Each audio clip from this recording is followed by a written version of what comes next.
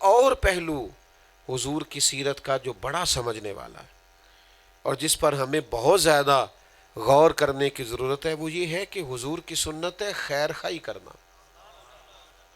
کسی کا بھلا کرنا۔ حضرت تمیم داری رضی اللہ تعالیٰ عنہ فرماتے ہیں، حضور سے پوچھا دین کیا ہے؟ فرمایا دین سارا خیر خواہی کا نام، کسی کا بھلا کر دیں، کسی کا نفع کر دیں، ہماری وجہ سے کسی شخص کا کوئی فائدہ ہو جائے۔ ہم آج جس دور میں رہ رہے ہیں نا، اس میں عجیب حال ہو گیا، لوگ لوگوں سے فائدہ لینا چاہتے ہیں، نفع حاصل کرنا چاہتے ہیں۔ لوگوں کا منظر عجیب ہو گیا ہے کہ وہ کسی نہ کسی طریقے سے اپنا لالچ پورا کرتے ہیں، اور اس کا نتیجہ یہ نکلا ہے کہ دل ایک دوسرے سے دور ہو گئے۔ ایسے لگتا ہے جیسے بس مفادات کی جنگ لگی ہوئی ہے، بھائی بھائی سے، دوست دوست سے، اپنا کوئی نہ کوئی الا ماشاءاللہ لالچ پورا کر دے۔ لوگ لوگوں کو استعمال کرتے ہیں اپنے نفع کے لیے، فائدہ اٹھاتے ہیں، پھر سمجھتے ہیں دیکھو میں نے کتنی چالاکی دکھائی۔ اس سے نا دل سخت ہو جاتا ہے، بندے کی روح بیمار ہو جاتی ہے۔ جب وہ مخلص ہو کر محبت نہیں نہ کرتا تو وہ اندر سے بنجر زمین کی طرح ہو جاتا ہے، اس کی روح ساری اجڑ جاتی ہے۔ لوگ کہتے ہیں میرا کیا ہوا؟ بھئی تیرا سارا باطن اجڑ گیا، اور کیا ہونا تھا؟ تو وہاں بھی مخلص نہیں رہا جہاں بڑا ضروری ہونا تھا، اور تیرا کیا ہونا تھا؟ تو خیر خواہی کریں، نفع کریں، بھلا کریں، کسی کا فائدہ کریں۔ آپ کی وجہ سے اگر کوئی شخص رات کو سکون سے سو جائے تو اللہ کتنا راضی ہوگا۔ اگر آپ کی وجہ سے کسی بندے کا کوئی مسئلہ حل ہو جائے تو اللہ کتنا، اچھا ہم کرتے نہیں، ہو جاتا ہے ہمارے کرنے سے، کرتے نہیں ہم۔ ہمارے ایک فون سے مسئلہ، میں ایک دفعہ نا کہیں جا رہا تھا ملک سے باہر، اللہ تعالیٰ آپ کو سلام، آپ تشریف رکھیں، اللہ آپ کو برکت، آپ بڑے پیارے ہیں جی، میرے تو آپ پیروں کو ہاتھ لگا رہے ہیں، میرے تھے اس قابل نہیں چومے جان، آپ بیٹھ جائیں مہربانی کریں۔ اور یہ ہاتھ پیر چومنا یہ اتنا ضروری بھی نہیں، بات ماننا ہی ضروری ہے۔ یہ بھی آج کل بڑا عجیب معاملہ بن گیا ہے۔ بعض پیر صاحبان بڑے خوش ہوتے ہیں، خدا کے بندے دین سمجھا کے خوش ہونا چاہیے، اللہ اللہ کرا کے خوش ہونا چاہیے۔ نبی پاک صلی اللہ علیہ وسلم نے فرمایا جو اس بات پہ خوش ہونا کہ میں آؤں تو لوگ اٹھ کے کھڑے ہوں، اور چاہے کہ میں آؤں تو لوگ اٹھ کے کھڑے ہوں، فرمایا جہنمی ہے وہ بندہ، اس کے نفس کے اندر اس طرح کی خواہشیں پیدا ہو۔ اس لیے چیزوں کو سمجھنا چاہیے۔ بہرحال آپ کا پیار ہے، اللہ آپ کو سلامت رکھے، آپ سب کو اللہ جزا دے۔ سنیے اور یاد رکھیے، خیر خواہی کریں، بھلا کریں۔ ہمارے کہہ دینے سے بعض کام ہو جاتے ہیں۔ میں ایک دفعہ کہیں جا رہا تھا، ملک سے باہر مجھے جانا تھا، تو میں نے کاغذات اپنے جمع کرائے، تو مجھے وہ کاؤنٹر پہ بیٹھے شخص نے، جو بھی شخصیت وہاں موجود تھی، اس نے کہا آپ کا ایک کاغذ کم ہے۔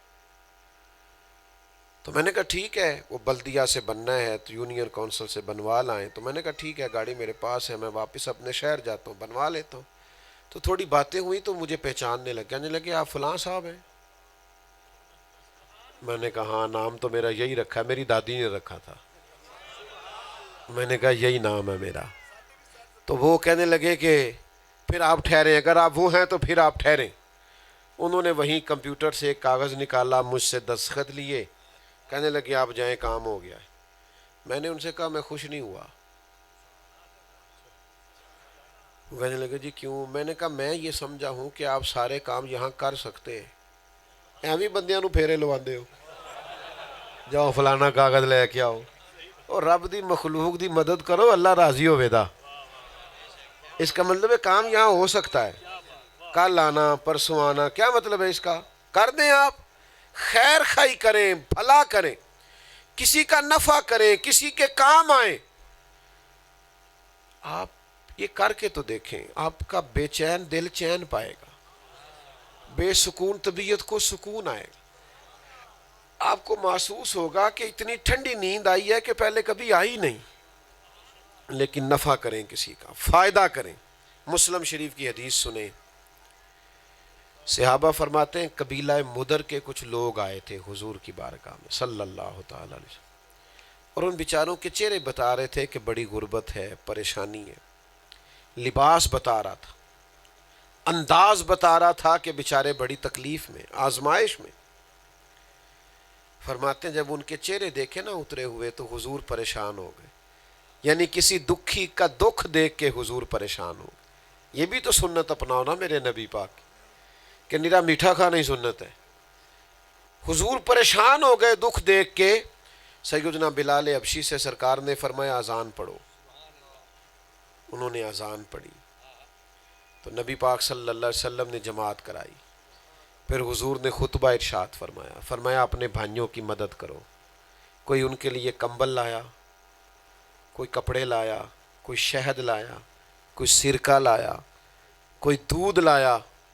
صحابہ فرماتے ہیں جب وہ تحفے پا کے وہ خوش ہوئے نا تو نبی پاک کا چہرہ بھی پہلے سے زیادہ کھلنے لگ گیا. یعنی کسی غریب کی مدد ہوئی، کسی کی اشک شوئی ہوئی تو اللہ کے رسول کو اس سے تسلی ملی، حضور کے دل کو ٹھنڈک پہنچی. تو کسی کا نفع کرنا، کسی کا فائدہ کرنا، کسی کے کام آنا.